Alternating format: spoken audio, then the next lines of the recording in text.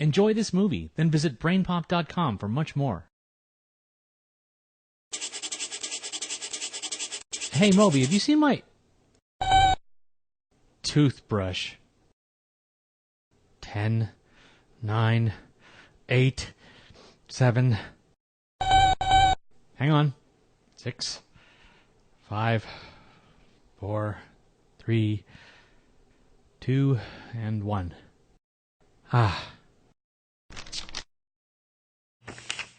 Dear Tim and Moby, my sister and I argue practically every day.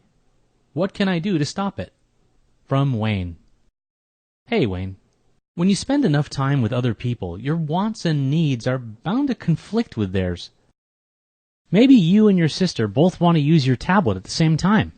Or you might feel a good friend of yours isn't playing fairly. When situations like these arise, you're going to feel some strong emotions. That's perfectly okay. Anger and frustration are normal feelings, and everyone has them at one time or another. It's how you deal with those feelings that counts. You may be tempted to act aggressively with yelling and name-calling, or even with violence. That can just provoke the other person to act the same way. You won't get what you want, and you'll end up in an argument or a fight. True, sometimes they'll back down and you'll get your way. But if you blow up at every little disagreement, you'll have a tough time keeping any friends. Nobody wants to hang out with someone who always gets his way. Yeah, it's tough to control your emotions, especially for kids. Fortunately, I've had a lot of practice in this department. When I get angry or frustrated, the first thing I do is stop and recognize what I'm feeling. Next, I take a few deep breaths. Sometimes I even count backwards from 10 to myself. By the time I reach 1, I'm usually ready to deal with things more calmly. Sure, just walking away is easier in the short term. But you don't want to get into the habit of ignoring stuff that bothers you. Peaceful, direct confrontation is the best way to go. Well, you can start out by explaining how you feel in a calm, respectful way.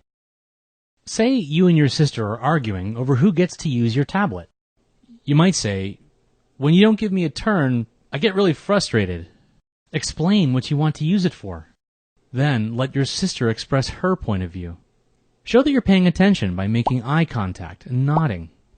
And when someone else is talking, be sure you really listen. Maybe your sister has been waiting all day to talk to her friend from summer camp. Maybe she's researching an important project for school. Think about how you would feel if she wanted you to just hand over the tablet. People are more reasonable when they see that you understand where they're coming from. You could say something like, "I don't want to interrupt you and your friend. Can you let me know when you're done?" It helps to think of the other person as your partner, not your enemy. The real enemy is the problem you're both trying to solve. Still, if things get a little too heated, you might want to call in another person to mediate the dispute. It can be anyone you trust to be fair, a family member, a friend, a classmate, even a teacher.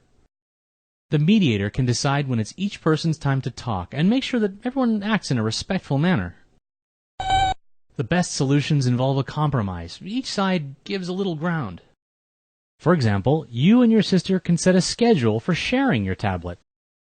Instead of the dispute ending with one person losing, we get a win-win situation. Oh, right. Well, Moby, when you use my toothbrush to clean your toes, I feel grossed out. I wonder how long it's been going on, and I get sick to my stomach.